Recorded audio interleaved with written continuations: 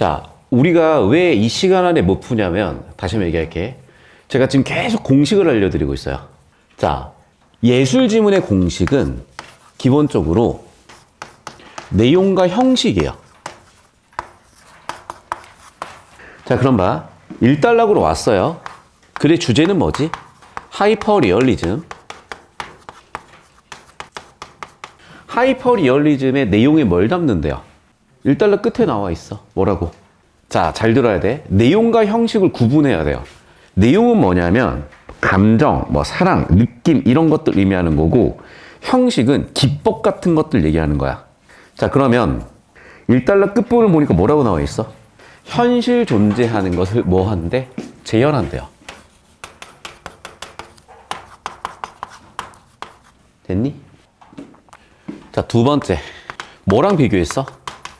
팝아트랑 비교했죠. 팝아트는 어떤데 지금?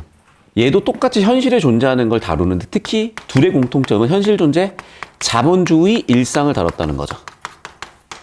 얘는 그런데 변형했다고 되어 있어요. 자, 그럼 봐. 지금 2단락 초반부에 기업과 니은이 있는데, 기업과 니은을 어디에다 집어넣을래? 여기까지 필기 똑같이 한 다음에 기업과 니은을 어디에다 집어넣어야 될지까지 정리해봐, 얘들아.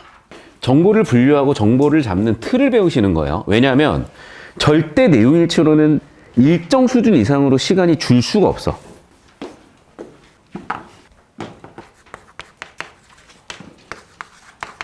자, 고개 들어보시면, 자, 자꾸 여기인데, 봐.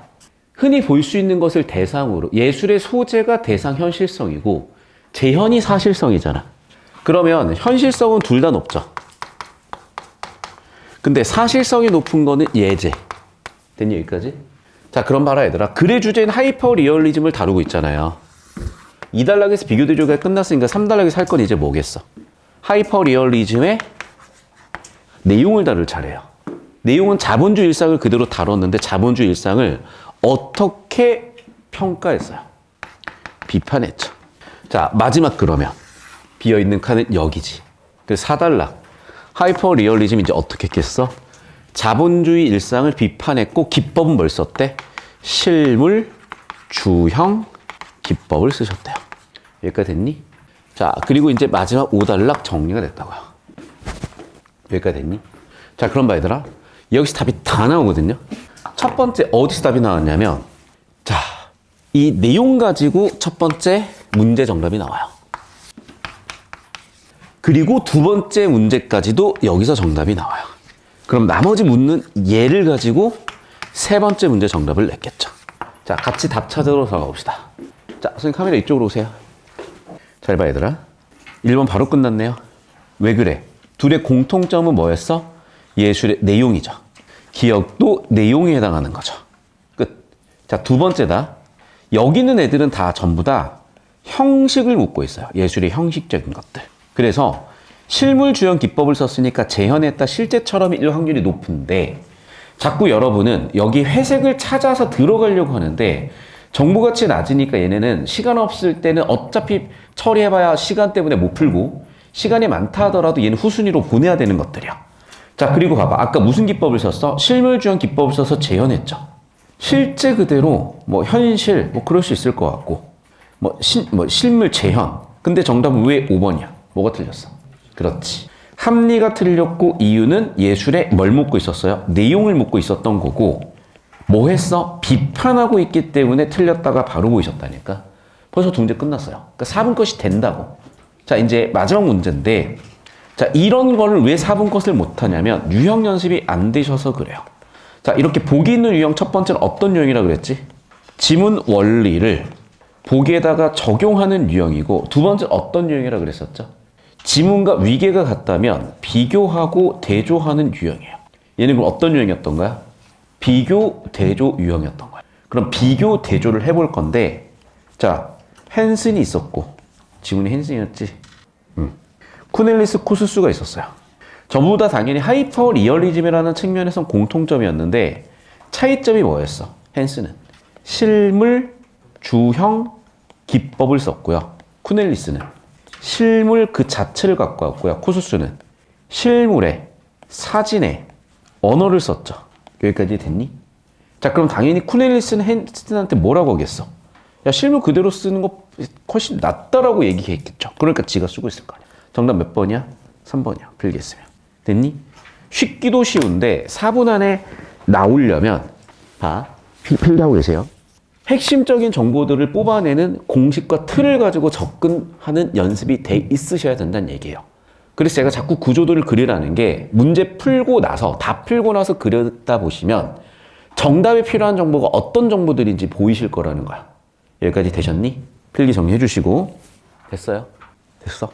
자, 그럼 봐 이제. 자, 이어지는 이제 법지문입니다. 115페이지인데 8페이지 119페이지인데 이 지문이 진짜 중요한 지문이에요. 그러니까 거의 법지문의 모든 걸 다루고 있다고 해도 과언이 아닌데, 일단 여기서 제일 중요하게 다른 큰 틀을 먼저 정리하자면 글의 주제는 뭐였냐면 법률 행위였어요. 법률 행위가 뭐죠, 여러분? 1. 의사 표시에 따라서 2. 법률 효과가 발생하는 거야. 여기서 벌써 한 문제를 많이 틀려요. 이거를 인과관계로 못 잡는 애들이 굉장히 많아. 이걸 인과관계로 못 잡잖아요. 첫 번째 문제부터 틀립니다. 자, 여러분 3번이 틀렸다고 못 골라내는 애들이 어떤 애들이냐면 내용일치만 해서 그래. 자, 봐. 법률 행위는 의사 표시를 필수적으로 해서 법률 효과를 발생시키지. 그럼 얘들아, 법률 행위 없으면 뭐도 없어. 법률 효과도 없지. 그러니까 3번이 맞다고 생각을 한다니까, 애들이. 3번이 틀렸다고. 잘 들어. 이 노란색을 연결 지으면 3번이 맞아 보여요. 법률 행위는 의사 표시를 필수적으로 해서 법률 효과를 발생시키니까. 법률 행위는 의사 표시 필수 요소로 해서 법률 효과를 발생시키니까. 그럼 당연히 법률 행위 없으면 법률 효과도 없겠지. 왜? 법률 행위가 법률 효과를 발생시킨다고 되어 있잖아. 법률 행위가 법률 효과를 발생시킨다고 되어 있잖아. 그러니까 단순히 내용일치라면 3번이 맞아 보인다니까요. 근데 왜 3번이 틀렸다는 거냐고. 자, 3번이 틀린 이유를 여러분이 쓰셔야 돼. 됐죠? 써볼래요? 3번이 틀린 이유. 왜 못 쓰냐면 구조를 볼 줄 몰라서 못 써요. 내가 이미 설명 끝냈거든. 틀린 이유를. 써보세요, 자기 손으로. 자, 구조도를 그리면 답이 나온다 그랬어요. 그래서 법률행위라는 것은 의사표시에 따라서 법률 효과가 생기는 거라고 말씀을 드렸고요. 이 글에 나오는 법률행위는 몇 가지가 나오죠? 4가지가 나와요. 지문에는 주로 계약을 다뤄요. 그리고 후반부에는 단독행위를 다룹니다. 그리고 보기에는 증여와 상속을 다룹니다. 계약은요, 의사표시가 합치해야 성립을 하고요. 단독행위는 일방의 의사표시여도 돼요. 증여도 합치해야 성립을 하고요. 상속도 일방의 의사표시로 돼요. 자, 법률 효과가 발생을 하는데 계약은요, 권리 의무가 두 쌍이 생겨요. 지문에는 그래서 그런 표현을 안 쓰는데 일단 법 지식적으로는 쌍무계약이라고 해요. 의무가 2개 생기니까. 하나가 생긴 편무계약이겠지?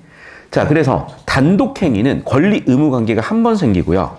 증여 상속도 한 번밖에 안 생겨요. 자, 그러면 권리 의무 관계는 항상 어떻게 정리되셔야 되냐면 표 처리가 되셔야 돼. 왜냐하면 그게 공식이에요. 앞으로 법지문에서 권리 의무 관계를 정리하는. 자, 그래서 첫 번째, 계약에 의해서 정리되는 걸 정리하면, 자, 매도인이 있을 거고요. 매수인이 있을 거예요. 어떤 계약? 매매 계약을 가지고 예를 들어 볼게요. 자, 그러면 매도인한테 있어서의 청구권, 채권이 있고 매도인한테 있어서의 의무, 채무가 있어요. 매도인의 청구권, 채권은 뭐니? 그렇죠. 대금 청구권이에요. 의무는 뭐겠어요? 소유권을 이전시킬 거예요. 너 2시에 수업 뭐 들어? 수학 수업 들어? 매수인의 채권은 뭐예요? 소유권 이전을 청구할 수 있죠. 반대로 채무는 뭐예요? 대금 지급에 대한 의무가 있어요. 됐니, 여기까지? 자, 제가 큰 틀과 공식은 다 드렸거든. 자, 여러분 나름대로 이 지문 구조도를 5분 동안 그리고 딱 10분 쉬었다가 바로 진행할 거예요.